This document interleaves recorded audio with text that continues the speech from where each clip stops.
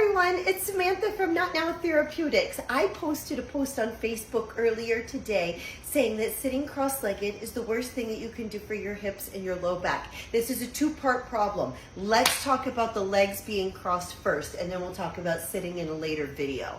So, your femurs come straight down out of your pelvis, out of your hip socket, right? They get stabilized in here by your gluteus medius and minimus muscles. These muscles are the rotator cuff of the hip. They hold the femur head in there so you can stand on one foot.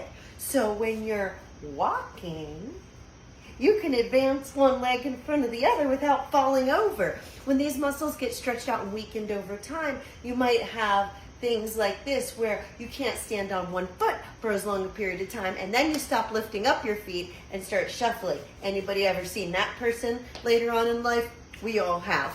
So reasons why you don't want to sit cross-legged specifically is because when I'm sitting, right, first of all, my hip flexors are all tight, my back extensors are stretched out and weak. It's going to cause problems in my back. We're going to talk about that later.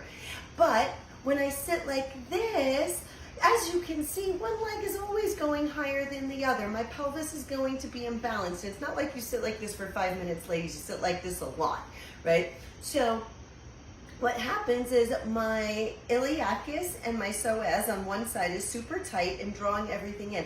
I am cutting off all of my pelvic floor, right, and really pushing in on my organs and all these muscles. But more importantly, my femur head is always pushed out into gluteus medius and minimus. My inside muscles are getting tightened, my outside muscles are getting weakened over time. And when they get weakened over time, they talk to you and they say things like, ow. And then you get a pain referral pattern that goes straight to the SI joint, that goes to the buttock and down the back of the leg as though you have sciatica.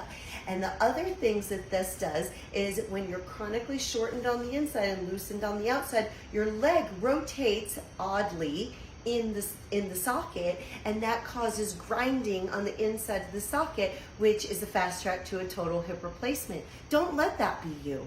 If you have any more questions about this, feel free to contact me at Samantha@NotNowTherapeutics.com, where we are changing lives one posture at a time.